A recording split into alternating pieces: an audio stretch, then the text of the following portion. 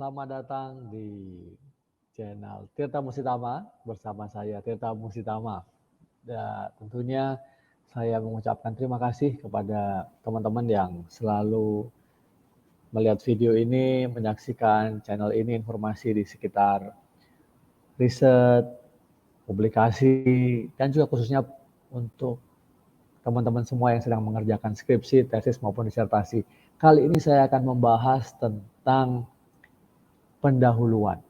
Karena dalam polling yang saya lakukan secara sederhana di komunitas Tirta Musitama ini ya, di channel ini, itu sebagian besar memang masih melihat dalam penyusunan proposal itu bagian pendahuluan yang seringkali masih menjadi hal yang menantang gitu ya buat para teman-teman pejuang skripsi khususnya. Nah, tak usah khawatir ya, memang pendahuluan itu sangat-sangat penting tentunya, karena saya selalu mengatakan pendahuluan itu adalah muka, wajah dari sebuah penelitian. Dengan demikian sebagai sebuah wajah, muka, tampak depan tentu harus keren, harus cantik, harus ganteng gitu ya, harus unik begitu.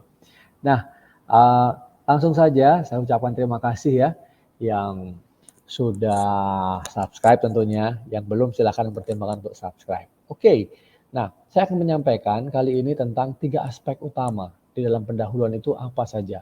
Tentu ada banyak aspek yang harus ada dalam pendahuluan sebuah proposal penelitian atau bagian dari bab 1.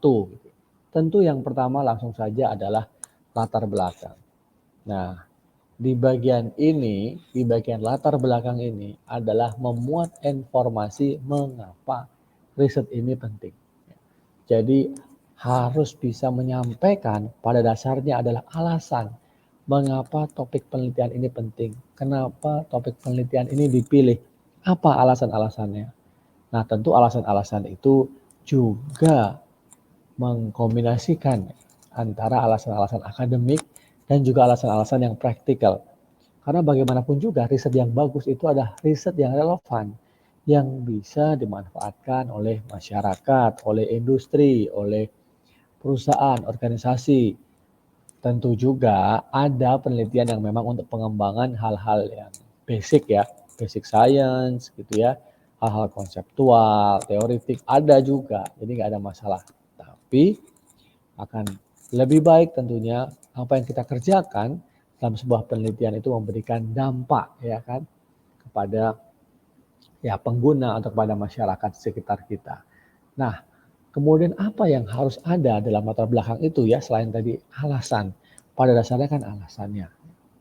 Kemudian yang kedua adalah harus bisa menyajikan fenomena, peristiwa, situasi, keadaan ya, kondisi bahwa topik yang kita pilih atau subtopik bahkan yang kita pilih itu benar-benar penting.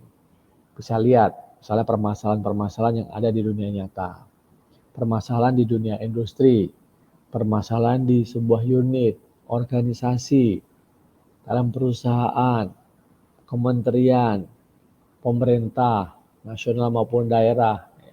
Banyak sekali. Tentu ini disesuaikan dengan bidang kajian dari teman-teman. Kajian saya sosial humaniora, khususnya adalah hubungan internasional dan juga bisnis internasional. Nah, tentu saya akan mencari fenomena-fenomena terkait dengan hubungan internasional terkini misalnya.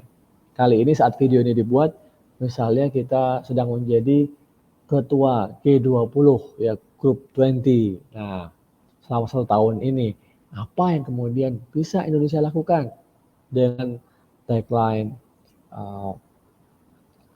recover stronger ya. Nah, ini uh, salah satu yang harus bisa kita kedepankan gitu ya. Misalnya dalam hubungan internasional. Ada juga yang mungkin bisnis. Bagaimana bisnis di kala pandemi seperti ini? Bagaimana banyak perusahaan-perusahaan atau industri di farmasi kaitan sama kesehatan justru pendapatannya meningkat gitu ya.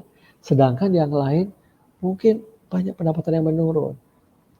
Mungkin di forwarding ya, seperti apa kondisinya, transportasi seperti apa, nah, industri mungkin food and beverage seperti apa.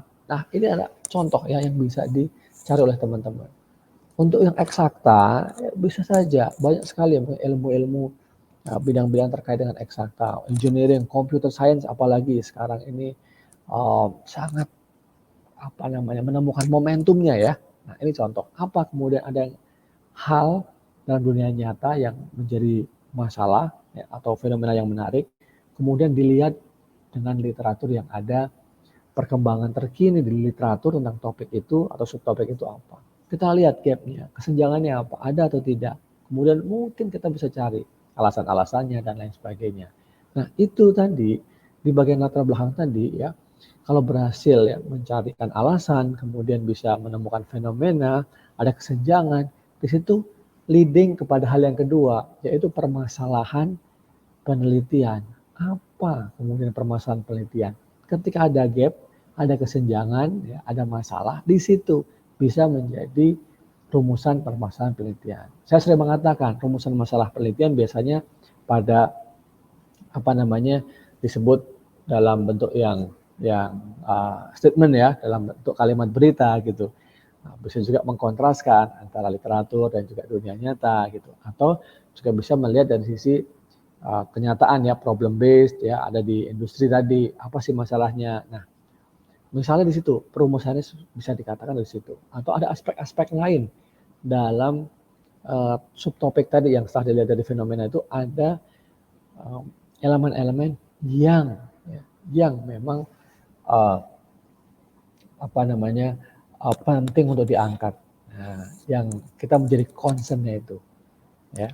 Mungkin kita pengen melihat hal yang lebih spesifik dari kondisi pandemi COVID-19, kita ingin melihat hal yang spesifik dari keketuaan Indonesia di G20, nah itu silahkan. Itu semua kemudian perumusan masalah yang bagus, itu akan leading kepada pertanyaan penelitian yang baik.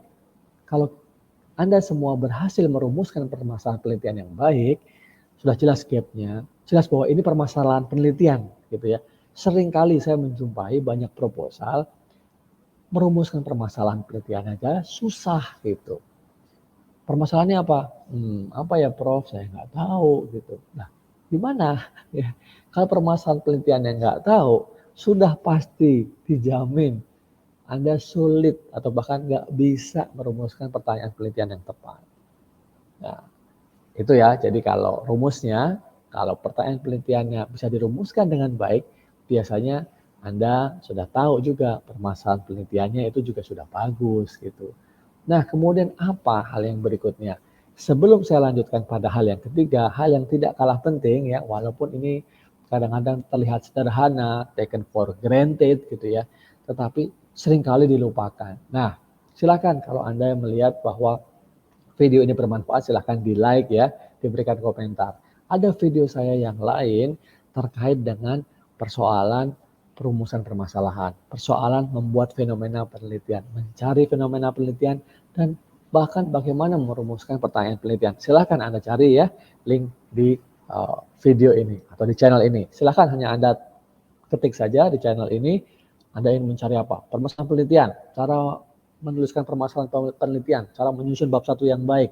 Silahkan, Anda akan ketemu video itu. Silahkan diklik ya. Nah, yang ketiga adalah hal yang sederhana, ya, tetapi ini adalah exercise buat Anda, latihan buat Anda untuk merumuskan apa sebenarnya tujuan dan manfaat penelitian. Setelah Anda tahu topiknya, merumuskan permasalahannya, gitu pertanyaannya ada, lalu buat apa sih penelitian ini dilakukan ya, biasanya terbagi menjadi dua ya, tujuan yang sifatnya keilmuan, saintifik atau teoritis atau akademik, ini berkaitan dengan bidang kajian Anda, subtopik kajian Anda, subdisiplin di bidang Anda. Nah, sedangkan tujuan yang kedua sifatnya lebih praktis gitu ya. Nah, di situ berkaitan dengan kehidupan sehari-hari, mungkin dalam pemecahan masalah atau kontribusi dalam pengambilan kebijakan dan lain sebagainya. Nah, itu ada tujuannya. Nah, manfaatnya juga demikian ya. Apa sih kemudian manfaat dari penelitian ini yang bisa diberikan ya kepada masyarakat gitu ya, kepada pengembangan ilmu gitu. Nah, kalau tujuannya benar, biasanya manfaatnya juga benar. Itu turunan dari tujuan gitu. Nah, itu tadi beberapa hal yang bisa saya sampaikan ya terkait dengan tiga aspek besar, tiga aspek utama dalam pendahuluan. Nah, tentu masih ada aspek-aspek lain yang kita bisa bahas dalam pendahuluan ini. Nah, kalau Anda melihat ini menarik, silahkan Anda subscribe, ya. Anda like video ini, berikan komentar, dan juga bagikan pada teman-teman yang lain. Sukses buat teman-teman semuanya, para pejuang skripsi, tesis, dan disertasi. Wah, apalagi kalau tesis dan disertasi, pasti lebih bagus, lebih jago. Sampai ketemu di video-video saya selanjutnya. Salam sehat, tetap semangat.